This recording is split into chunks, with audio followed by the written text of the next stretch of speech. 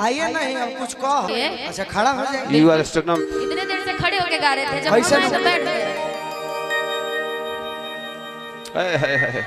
सुमिर लो सुमिर कुछ सुमिर नहीं देखिए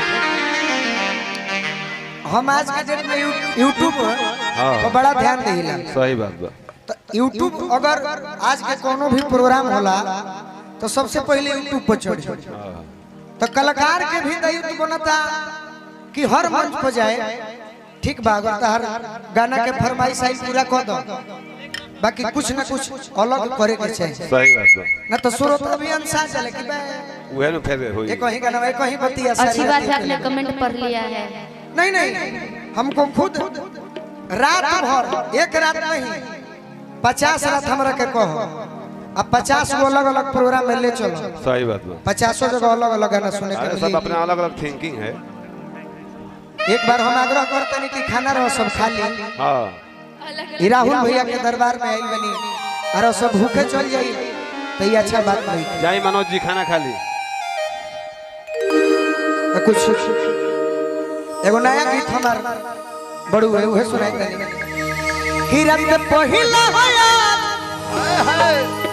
हमरा लगो पावेला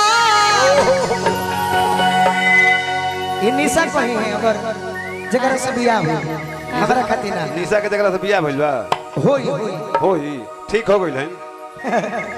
दरभंगा कहवा अगुआ हो रही का ए जे जगदीशपुर ठीक हो के भइल है। किरण के पहिला होया हमरा लगो पावेला ऐसे भरी कवारी दबाईना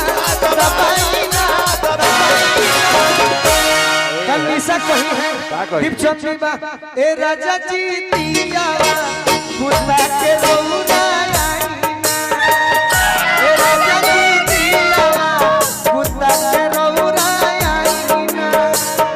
ए राजा जी दिया खुदा के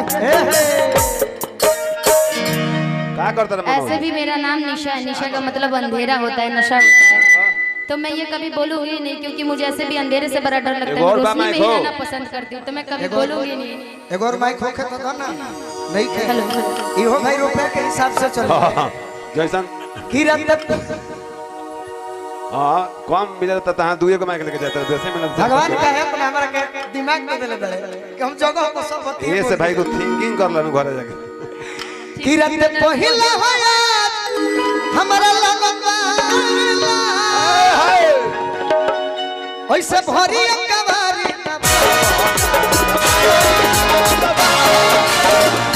वाह वाह इंस्पिरेशन देखिए गाने के साथ साथ। ए राजा जी दिया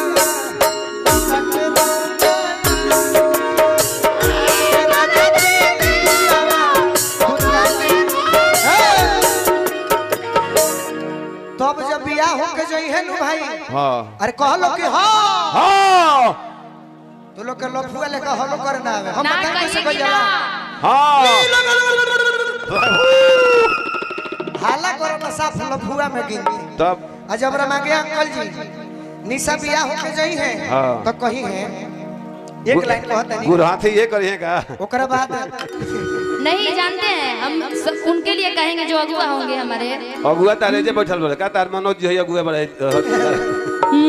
सावन मासे समधि का है नया सावन मासे समधि का है नया सावन मासे समधि का है नया कटहल के रउआ अधिकारी हले कटहल के इतना आराम से छोटे इतना बाबा के सुना ई तो गोलू तोरा के समधी बना दे लेकिन मतलब तोर बियाह हुई इनकर बियाह हुई तो तोर लड़का से इनकर लड़की के शादी हुई। अभी देखिए हम कहत नहीं हम अपन कहो ई तो कहल धन है समधी है धन है समधी जी हमरो अपन डिफरेंट माहौल आता है। नहीं अब देखिए हाँ दिखाइए। बाकी समधी तनी कि मोटा हमरा मिलल पायो ई सन भतारे सखी हम अपन कहिला हां कि लगे होई जवानी न पारे सखी आ इता हथवा से बाटे लाचार सखी करे लेनी हो रकतनो अरे कोरा ना धरे कहतर की करी लेनी होरा कतनो कोरा ना धरे कोरा का तो निशा कही है कि भइल बा टेकावना जवना काम खाती हो सैया उहे ना करे भइल बा टेकावना जवना काम खाती हो एकरा मेरा मगे से चतिंकू भैया एक लाइन लिखे हां हाँ जरूर एक सेकंड हाँ एकरा में एक लाइन लिखे हम अधूरा ना कही ना पूरा कर अंतरा भी कहो हां तब न प्रियंका होई कि का जाने कोई सन करम बाटे फूटल आजुले नहीं आना होला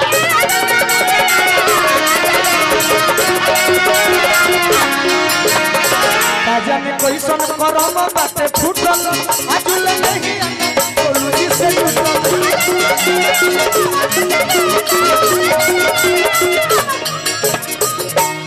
कि लागल भूत लवना करा अरे मन न परे ओरिजिनल बात है जब होई हां कि भइल बा टेकावना जवना काम खाती हो सैया उहे ना